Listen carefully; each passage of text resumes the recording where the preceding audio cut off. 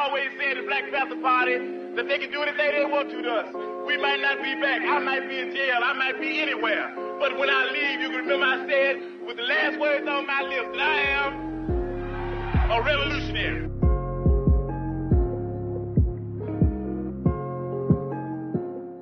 Hey everyone, this is Andre Walton, the host of the Our Wisconsin Revolution podcast, and joining me today to discuss the ongoing protests in Kenosha is Wil Walter. Thank you for joining me today, Will. How you doing? I'm doing well, Andre. It's always nice to talk to you. Obviously, I wish it would be under better circumstances, but here we are. Yeah, obviously we would like to talk about things under better circumstances, but I think it's real important that we discuss this as it is an ongoing issue and a very important issue to Wisconsin. So obviously we're talking about what happened to the 29-year-old man from Kenosha, black male from Kenosha, and father of three, and the whole situation that was surrounding it kind of spiraled out of control from a viral video that we all seen on the internet. And it was Jacob Blake walking around to his car, being pulled by his shirt and being shot 7 times in his back. Luckily, the man is still alive. But what I really want to talk about is, I think what normally happens as a result of these situations is it immediately turns into a political situation where, hey, if you're on the right side, you have this view, and if you're on the left side, it's this view. But I think it's not necessarily a political situation, but it's a right versus wrong, okay? What was right in this situation, what was wrong, and I think from my perspective, what I seen that was what was wrong is that, you know, even if there was some type of situation where he was resisting arrest, I still don't think that should constitute the death of this man, because then at that point the police have the option to play judge, jury, and executioner, and I don't believe that is a fair justice system. What have you been hearing as far as the political divides on Jacob Blake's shooting, and what is your take on it? Well, that was a great point you mentioned about the judge, jury, and executioner. The American police force are not here to determine the fate of, criminals. In this situation, it wasn't even a criminal. So even somebody who is guilty of something, it is not the police's job to, enforce. Well, I mean, enforce justice, I guess, kind of is, but their job is to maintain order, and the courts will decide if somebody is innocent or guilty, right? When you're shooting someone in the back 7 times, I mean, frankly, that's attempted murder. There was no reason whatsoever for that to have happened. You had officers everywhere to hide behind self-defense like the American police force loved to do. When we saw the video, we saw what happened. It's frankly laughable, and I see the political aspect of it does seem to come up almost immediately no matter what the situation is. Everything in America is politicized to the extreme. We're a nation of tribalistic individuals who seem to look beyond reason and simply, side with our team no matter what they have done or no matter what the situation is. I saw on a lot of, conservative social media sites the one freeze frame picture of Mr. Blake as he's walking towards his vehicle, and then of course they have this very specific knife that they looked up online that apparently he must have been holding. Anybody with half a brain would realize that he obviously did not have a knife on his person at the time of the shooting, or the Kenosha Police Department would have blasted that to anyone that would listen. I mean, they would have tattooed that on their backs and gone marching down the street in their defense, because they know that a large swath of the American population would find that justable then if he had a knife on his person. To then come out and say, well, he had a knife in his car and try to hide behind that. Who doesn't have a knife in their car? Honestly, I think I would wager the vast majority of all Americans have some type of knife or sharp object like a knife in their vehicle because of the utility usages for it. To sit there and say, oh, well, it was in his vehicle, so we had to defend ourselves. Well, 3 young children were in his vehicle as well, and you still thought it was appropriate to shoot him in the back 7 times. It's absolutely absurd. I don't I can't condone anything that happened in this situation in any way, shape, or form, because it was completely botched from the get-go. Then to hear Donald Trump today compare it to missing a 3-foot putt, it seems like our priorities as American citizens have just become so distorted. I don't understand how we have gotten to this point where potentially half of the population genuinely believes property is more valuable than human life. It almost seems like we haven't made any progress in the last 100, 200, 300 years, and all of the advances in society are just kind of for show. So obviously Kenosha really needs time to heal, and I was so happy to see what was going on the past few days with the Blake family and local organizers having community-centered events where people were able to get out, come together, enjoy their fellow, enjoy their neighbors, spending time with them, and just hanging out, seeing that Kenosha's not a war zone. I don't care what one clip you might have seen on the media that got blown out of proportion says. This is just a regular town, and it's filled with regular people who want to protect themselves and their neighbors. And it's so sad to see, Wisconsin in particular doesn't get a chance at the national spotlight too often. We would have had an awesome opportunity with the convention this summer, and as my fellow delegates know, that didn't come to fruition. So to see Wisconsin in the news for something this negative is incredibly sad. And I actually want to dive a little bit deeper into that, because I think when you hit these situations, people don't really get the full perspectives. It's either you're seeing one side where there's nothing but violence and chaos, and it paints one picture, and then on the other side, you see nothing but peaceful protests. And I think personally, I've been to these protests, so I've seen both sides, and I've seen what happened. And yes, there are very peaceful protesters and people who advocate for no destruction. They don't want to see any destruction because they positively and actually truly believe that destruction and violence is actually counterproductive to the movement. But then you have those people who are disingenuous and are there for different reasons.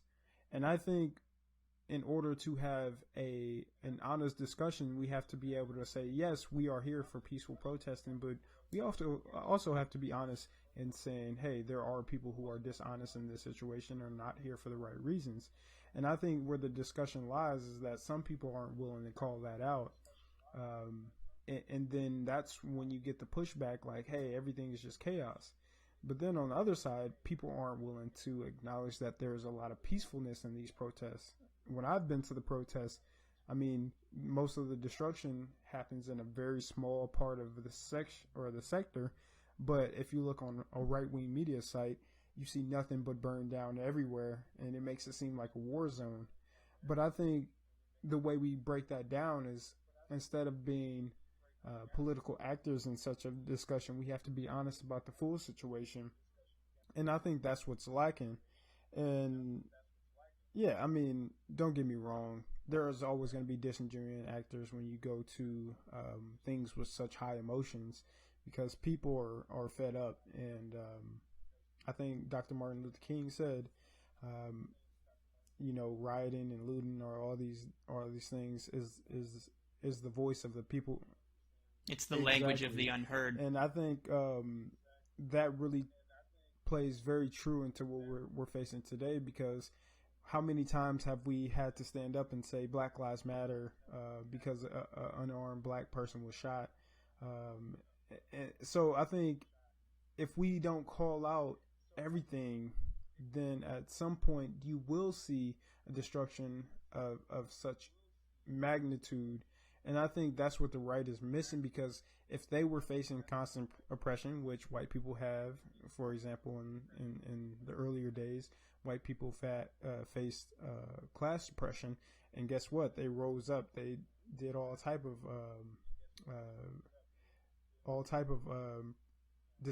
civil disobedience in the past, which led to different movements, such as workers' movements. But how do you take that in on how the political discussion makes people blind to see the overall story and to see the nuance of every story like that?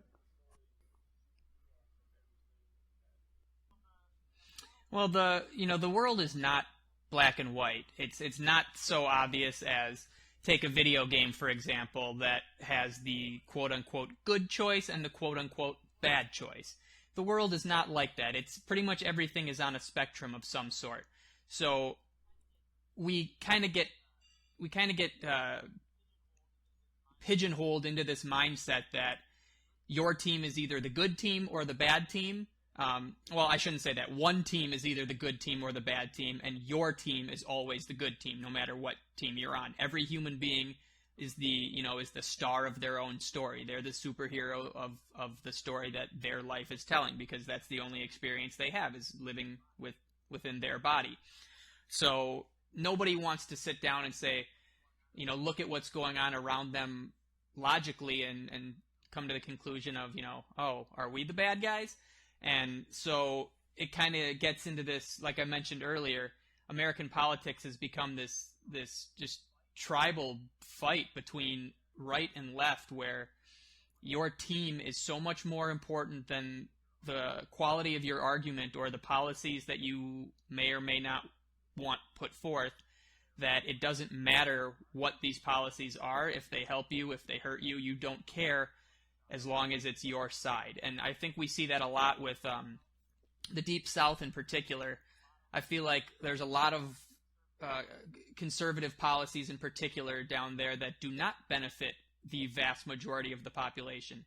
But it seems that, at least in the case of a lot of Trump supporters, they are willing to deal with things that hurt them as long as the right person is being hurt as well. So that, they will take personal sacrifice and they will deal with policies that hurt them and their livelihood, as long as it's hurting the livelihood of those they deem bad even more, which for a lot of people is either on racial lines or, more importantly, political lines. Because you hear it all the time where what's the phrase? A conservative would eat a sandwich made out of feces if a liberal had to then smell his breath, type deal. Where I know so many people who their entire political ideology is based on making the liberals cry, and it's right. And it's so disgusting to think what we could have accomplished as a society if our goals were bettering ourselves rather than hurting our enemies. And I dream of the day. Hopefully, it's in my lifetime.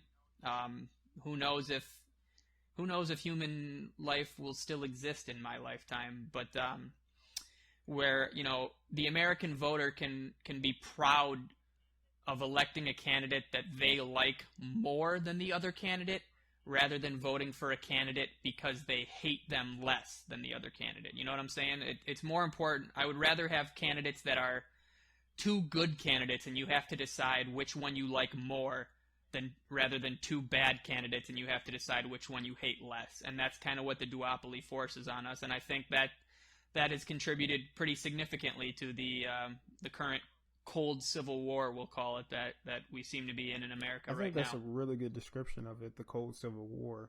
But I do want to further deep dig into what we're discussing now, because some of the research that I did find is that even the Kyle Rittenhouse situation isn't as black as white as we would like to think. Because when I was doing some research, there were militiamen who came up from out of state.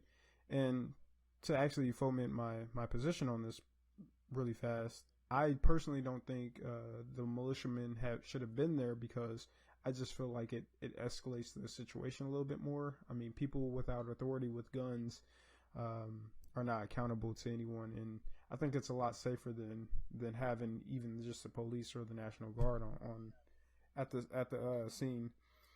But going on from that, there was a guy named Ryan Balch there, and he was part of the militiamen, and there was a viral video that came out on Twitter and all the social medias. They were saying, like, hey, the police, the Kenosha police were saying, hey, we're gonna push up and push the protesters your way, and we're gonna make them run into you because we know you guys can deal with it.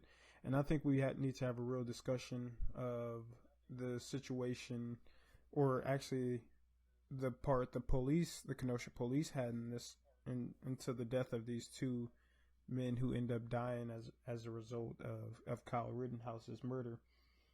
But the reason why I really want to talk about this is because people think it's right versus left and that it's all simple. But from the research that I did, this guy Ryan Balch didn't seem like he had any problem with the Black Lives Matter. He did genuinely believe that he was there to protect property. And actually, if you watch a few videos, you can see him actually having open dialogue with Black Lives Matter people and speaking.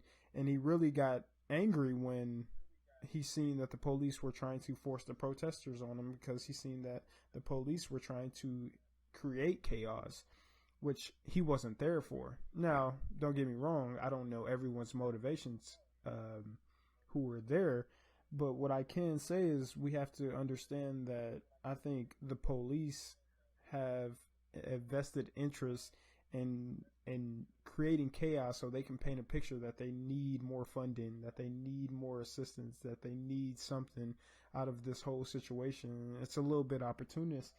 And I think what we have to understand is we're not necessarily the ones who should be fighting against each other. The real powers that be, the people with power, the people with the guns, and the people with government authority are the ones who are taking our rights away. They're killing people without due process. And I think that needs to be the real discussion, because too many times it's like, oh, do you stand with the government? Do you stand with the Black Lives Matter? Well, how about you just stand with the people? And I think that's the discussion that we're missing too often. I just want to get your thoughts on that, because I think, don't get me wrong. I'm not advocating that kids should have murdered anybody, but I do have to question if the Kenosha police has something to do with the clashes that went on there. I think it's pretty obvious that the Kenosha police wanted to have some form of plausible deniability. If anything were to go wrong, well, we didn't do it. We just shepherded them towards these angry men with long guns hanging out in the streets that, we didn't know what they were going to do. We just happened to push them towards them. It gives the police force kind of a way out. Obviously, they can't just start shooting innocent civilians. I shouldn't say that, because it wouldn't surprise me in today's America to see the police just start massacring people. We've already been seeing them using non-lethal rounds, tear gas, anything on the books that they can outside of literally murdering people. So it's very disparaging to have seen some of these videos of how they were kind of working hand in hand with these militiamen. We've known for 10 years that a lot of the kind of alt-right groups have been infiltrating the American police force, as well as the FBI, the CIA potentially. And we know that from a statistical standpoint, domestic terrorism is basically only happening at the hands of ultra right-wing nationalists. Not 100%, obviously. There will be other examples, but a large majority of these domestic terror events tend to come from those type of people. I think the better question would be, what can we do to prevent that going forward?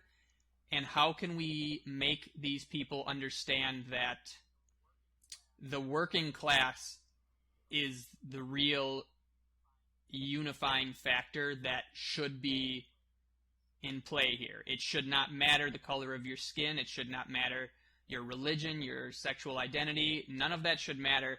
What this has been from the get-go, as it has been through all of human history, is a battle of the haves versus the have-nots.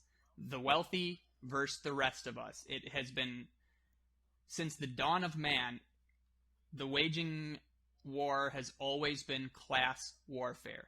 Now, it has been hidden in a lot of other ways because the wealthy have figured out some of these ways to distract the population from uniting amongst their common goals, and instead fighting each other on whatever the divided line may be, whether it's race or what I think right now political ideology seems to be the bigger driving force.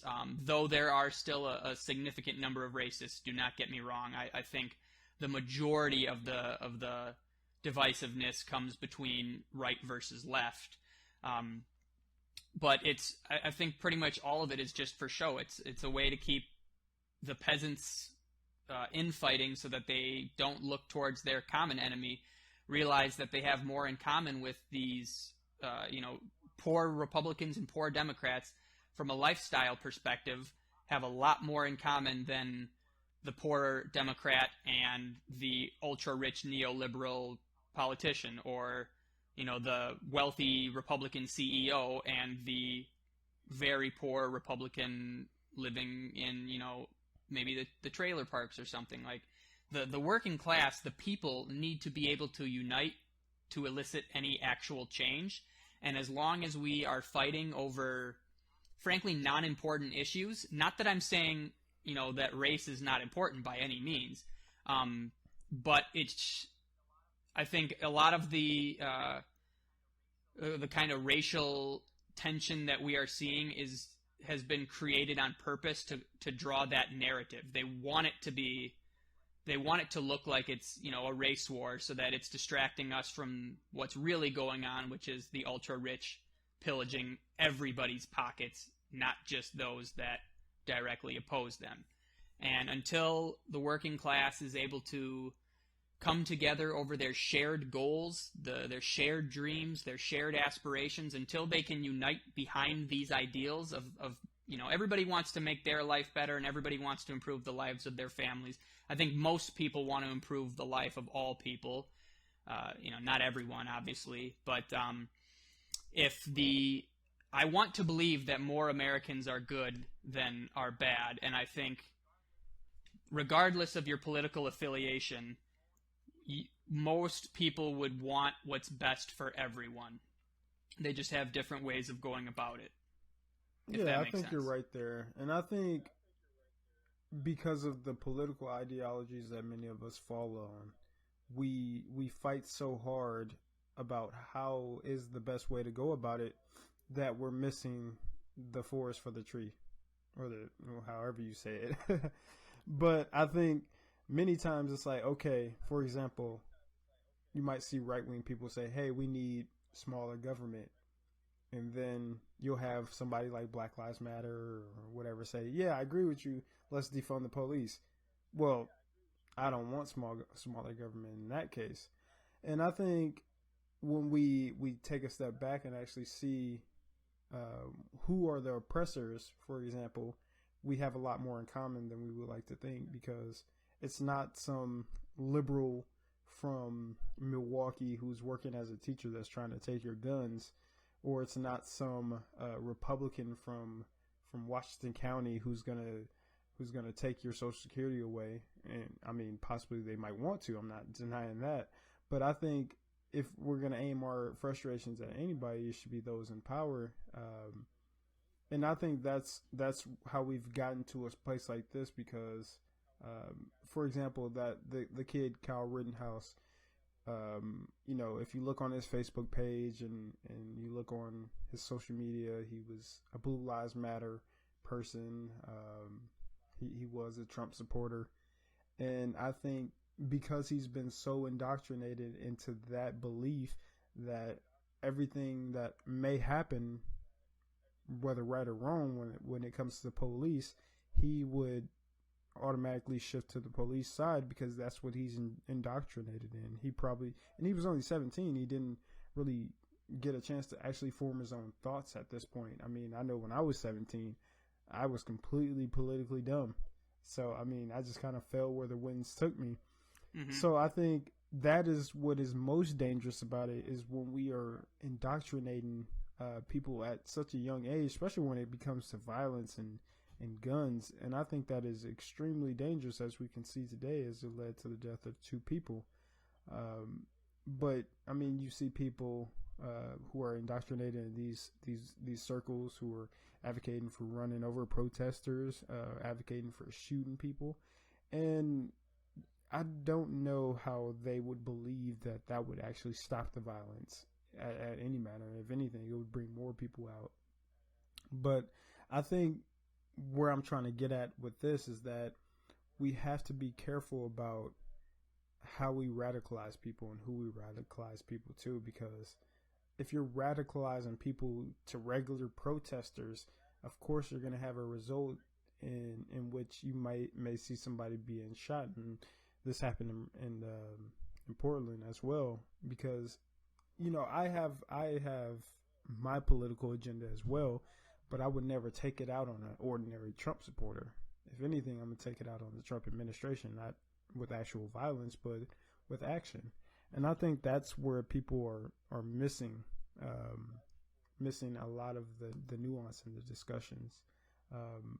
But yeah, I just really think the anger is misplaced in many of these circles, and I think that's what we have to get away from. Americans have become so comfortable in our way of living. If you want to elicit real change, you got to get out on the streets. You got to actually make your voices heard. You got to be boycotting some of these products. Something like a general strike, for example, would bring the system to its knees. We could elicit real change by the end of the week if we could get enough people to participate in that. The issue is the way the system is created. You can't afford to strike because, if you'll get instantaneously fired. Now that you're fired, you have no insurance. Now that you have no insurance, the first time you get sick, you're going to go bankrupt. Or, you get fired, you can't afford the roof over your head, you have no other options, and now you're homeless. So people are kind of forced into this daily lifestyle where you get up, you go to work, you do the work, you come home, you go to sleep. Even if they're unhappy about it, you have no other options, because any other option that you could take would get you fired, and you would now lose this livelihood that you may have worked so hard to obtain in the first place. Which is why then you'll see a lot of people saying, well, you just need to vote. Yes, voting is incredibly important and does have a massive impact on policy, both at a local and national level, but it's not as simplistic as saying, well, just go vote. Remember that the powers that be understand that voting could theoretically bring about real change, so they will do whatever they can to prevent that, which is why you see in a lot of poor communities, a lot of communities of color, a lot of college campuses, whenever there's primaries or an election going on that would necessitate large numbers of people getting out to vote from these areas, those are always the polling stations that you see closed, or you see that 6 to 8 to 10 hour lines. A lot of people want to sit around and say, oh, well, the young people don't vote. They need to get out and vote. Have you seen voting at some of these college campuses? If you have class all day and then you have to work at, McDonald's at night to pay for your education, how are you expected to go stand in line for 6 hours to vote? That's just not possible. You can't do that. Or like the April 7th primary in Milwaukee, how pretty much every polling station got closed, so 500,000 Milwaukeeans had to go vote at the same location. That's voter suppression. The elites know that voting could change the system, but they also know that if you suppress the right votes, you can turn out exactly who you want and who you need to be voting. For example, in my upper middle class white suburban neighborhood, I have never taken longer than 15 minutes to vote. I get in, I get my ballot, I get out. It is incredibly easy. This is done on purpose because they know that the people who live in these communities are generally pretty well off. They benefit from the status quo. They don't want serious structural change because that would hurt their lifestyle. They would much rather just kind of ignore all the problems that are going on and keep trudging on. Maybe they're not even ignoring the problems. Maybe they genuinely aren't aware of the issues that are facing a lot of their fellow Americans because they only watch Fox News, for example. So they seem to think that every left-leaning person is just somebody in the city on food stamps that doesn't want to work or doesn't have a job. They don't even care to understand that the single mother that has to work 2 or 3 minimum wage jobs just so that her kids can have shoes when they go to school, that doesn't matter to them because they don't really think those people exist. They genuinely think that, well, they should just pull themselves up by the bootstraps and get a better job and make more money. Well, how do you want me to do that? Well, go get an education. Okay, do you have $50,000 laying around? Well, I do, but you should too. It's just such an absurd mindset, and it kind of fosters this long-standing American belief that everything that you have or everything that you do was earned no matter what. Somebody who was literally born with a spoon shoved up there, you know where, and and they're sliding into home plate the day they were born, and they still have the audacity to tell someone else, hey, you just need to work hard and good things will happen to you.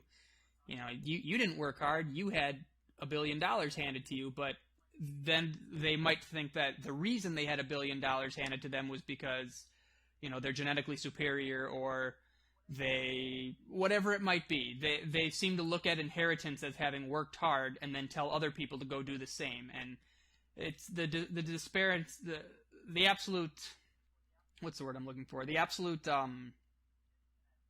disconnect, I guess, between their situation and the situation that somebody else might be going through.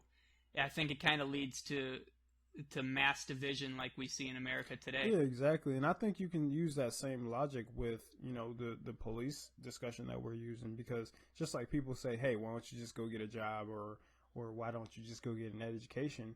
Those same people who are saying, well, why didn't you just follow orders? Well, what in the Constitution says I have to be respectful to a police officer?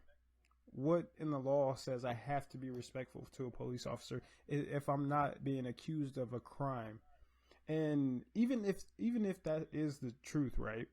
Say I am disrespectful. Say I am not following orders. Say I don't want to be detained. Does that mean I should be shot and killed? And I think that's the discussion that a lot of people don't want to have, because to them it institutes, well, if you just listened, you wouldn't have died. Okay, there are people who don't listen to police all the time. Should we just have mass shootings of people around the country? No, they wouldn't advocate for that. It's silly. And I think that again goes back to the discussion we were talking about earlier about things being black or white. It's just not black or white. If things were that easy and just listening to a cop and doing everything he says was so easy and everything would just be fine, I'm pretty sure we would have a lot more people, not dying from police brutality, because there are many cases where people have listened to police officers and they were still shot. So it's not that simple. But yep, Philando Castile is a great example. Exactly. Or Daniel Shiver. He did the right thing and he was still shot. Cops are still human beings, and human beings are far from perfect.